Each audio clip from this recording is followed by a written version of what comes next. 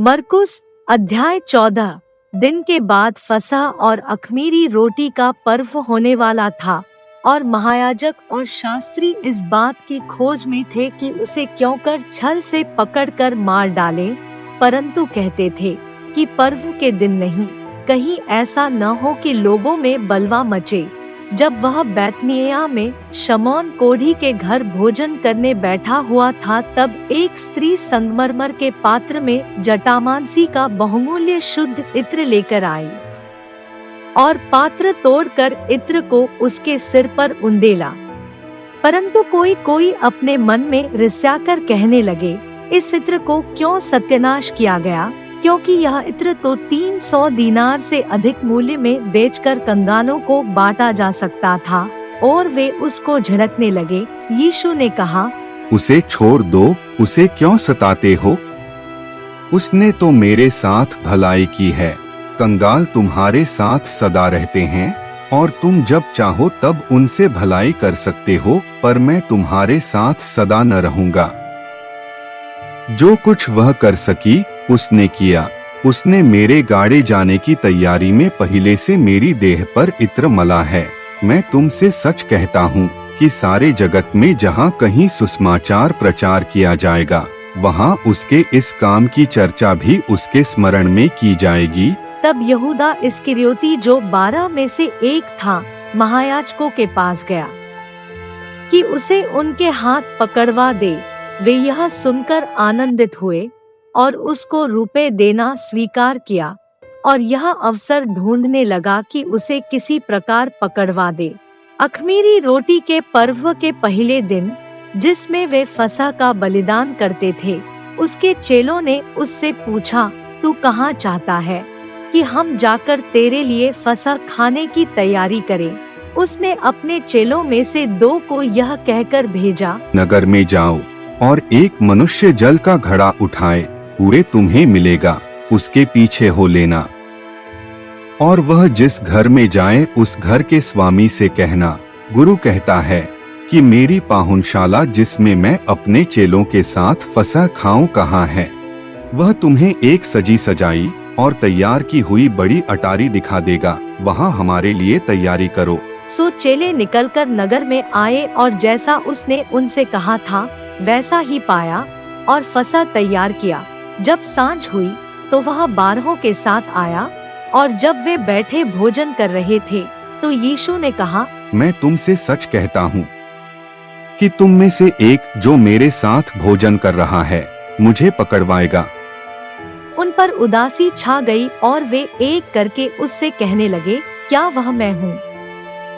उसने उनसे कहा, वह 12 में से एक है जो मेरे साथ थाली में हाथ डालता है, क्योंकि मनुष्य का पुत्र तो जैसा उसके विषय में लिखा है जाता ही है, परंतु उस मनुष्य पर हाय जिसके द्वारा मनुष्य का पुत्र पकड़वाया जाता है।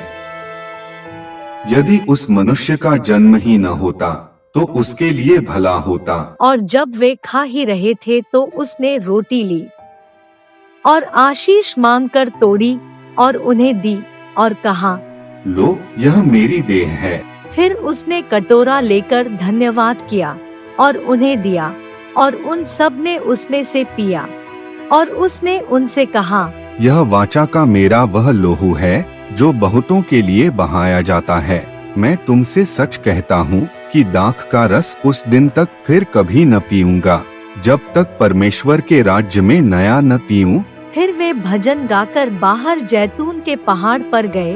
तब यीशु ने उनसे कहा, तुम सब ठोकर खाओगे, क्योंकि लिखा है कि मैं रखवाले को मारूंगा और भेड़ तितर बितर हो जाएंगी, परंतु मैं अपने जी उठने के बाद तुमसे पहले गलील को जाऊंगा।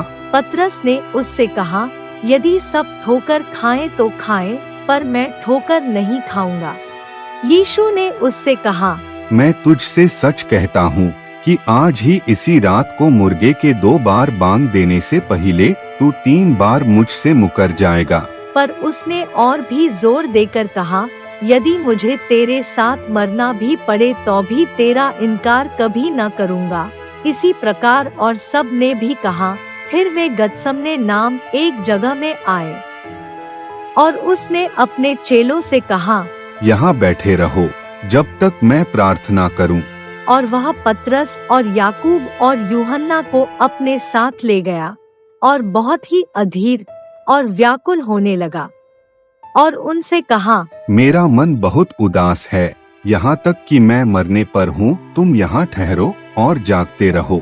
और वह थोड़ा आगे बढ़ा और भूमि पर गिरकर प्रार्थना करने लगा कि यदि हो सके तो यह घड़ी मुझ पर से टल जाए, और कहा, हे अब्बा, हे पिता, तुझसे सब कुछ हो सकता है। इस कटोरे को मेरे पास से हटा ले, तो भी जैसा मैं चाहता हूँ वैसा नहीं, पर जो तू चाहता है वही हो। फिर वह आया और उन्हें सोते पाकर पतरस से कहा, हे शमौन, तू सो रहा है? क्या तू एक घड़ी भी न जाग सका? जागते और प्रार्थना करते रहो कि तुम परीक्षा में न पड़ो। आत्मा तो तैयार है पर शरीर दुर्बल है। और वह फिर चला गया और वही बात कहकर प्रार्थना की और फिर आकर उन्हें सोते पाया, क्योंकि उनकी आंखें नींद से भरी थी और नहीं जानते थे कि उसे क्या उत्तर दें। फिर तीसरी बार आकर उनसे कहा, अब सोते रहो और विश्राम करो, बस घड़ी आ पहुंची। देखो, मनुष्य का पुत्र पापियों के हाथ पकड़वाया जाता है। उठो चलें, देखो मेरा पकड़वाने वाला निकट आ पहुंचा है। वह यह कह ही रहा था कि यहूदा जो 12 में से था, अपने साथ महायाजकों और शास्त्रियों और पुरनियों की ओर से एक बड़ी भीड़ तलवारें और लाठियां लिए हुए तुरंत आ पहुंची। और उसके पकड़ने वाले ने उन्हें यह पता दिया था कि जिसको मैं चूमूं वही है, उसे पकड़कर यत्न से ले जाना।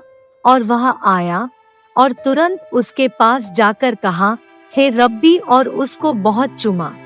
तब उन्होंने उस पर हाथ डालकर उसे पकड़ लिया। उनमें से जो पास खड़े थे, एक ने तलवार खींचकर महायाजक के दास पर चलाई और उसका कान उड़ा दिया। यीशु ने उनसे कहा, क्या तुम डाकू जानकर मेरे पकड़ने के लिए तलवारें और लाठियां लेकर निकले हो? मैं तो हर दिन मंदिर में तुम्हारे साथ रहकर उपदेश दिया करता था, और तब तुमने मुझे न पकड़ा, परंतु यह इसलिए हुआ है कि पवित्र शास्त्र की बातें पूरी हों। इस पर सब चेले उसे छोड़कर भाग गए और एक जवान अपनी नंगी देह पर चादर ओढ़े हुए उसके पीछे हो लिया और लोगों ने उसे पकड़ा, पर वह चादर छोड़कर नंगा भाग गया। फिर वे यीशु को महायाजक के पास ले गए और सब महायाजक और पुरने और शास्त्री उसके यहाँ इकट्ठे हो गए। पतरस दूर ही दूर से उसके पीछे पीछे महायाजक के आंगन के भीतर तक गया और प्यादों के साथ बैठकर आग तापने लगा। महायाजक और सारी महासभा यीशु के मार डालने के लिए उसके विरोध में गवाही की खोज में थे, पर न मिली, क्योंकि बहुतेरे उसके विरोध में झूठी गवाही दे रहे थे, पर उनकी गवाही एक सी न थी। तब कितनों ने उठकर उस पर यह झूठी गवाही दी कि हमने इसे यह कहते सुना है कि मैं इस हाथ के बनाए हुए मंदिर को ढा दूंगा और 3 दिन में दूसरा बनाऊंगा जो हाथ से न बना हो। इस पर भी उनकी गवाही एक सी न निकली। तब महायाजक ने बीच में खड़े होकर यीशु से पूछा कि तू कोई उत्तर नहीं देता? ये लोग तेरे विरोध में क्या गवाही देते हैं? परंतु वह मौन साधे रहा और कुछ उत्तर न दिया। महायाजक ने उससे फिर पूछा, क्या तू उस पर धन्य का पुत्र मसीह है? यीशु ने कहा, हाँ मैं हूँ, और तुम मनुष्य के पुत्र को सर्वशक्तिमान की दाहिनी ओर बैठे और आकाश के बादलों के साथ आते देखोगे। तब महायाजक ने अपने वस्त्र फाड़कर कहा, अब हमें गवाहों का और क्या प्रयोजन है? तुमने यह निंदा सुनी, तुम्हारी क्या राय है? उन सब ने कहा, वह वध के योग्य है। तब कोई तो उस पर थूकने और कोई उसका मुंह ढांपने और उसे घूंसे मारने और उससे कहने लगे कि भविष्यद्वाणी कर, और प्यादों ने उसे लेकर थप्पड़ मारे। जब पतरस नीचे आंगन में था तो महायाजक की लौंडियों में से एक वहां आई और पतरस को आग तापते देखकर उस पर टकटकी लगाकर देखा और कहने लगी, तू भी तो उस नासरी यीशु के साथ था। वह मुकर गया और कहा कि मैं तो नहीं जानता और नहीं समझता कि तू क्या कह रही है। फिर वह बाहर डेवढ़ी में गया और मुर्गे ने बांग दी। वह लौंडी उसे देखकर उनसे जो पास खड़े थे फिर कहने लगी कि वह उनमें से एक है, परंतु वह फिर मुकर गया। और थोड़ी देर बाद उन्होंने जो पास खड़े थे फिर पतरस से कहा, निश्चय तू उनमें से एक है, क्योंकि तू गलीली भी है। तब वह धिक्कारने देने और शपथ खाने लगा कि मैं उस मनुष्य को जिसकी तुम चर्चा करते हो नहीं जानता। तब तुरंत दूसरी बार मुर्ग ने बांग दी। पतरस को वह बात जो यीशु ने उससे कही थी स्मरण आई कि मुर्ग के 2 बार बांग देने से पहले तू 3 बार मेरा इनकार करेगा। वह इस बात को सोचकर रोने लगा। मरकुस अध्याय 14।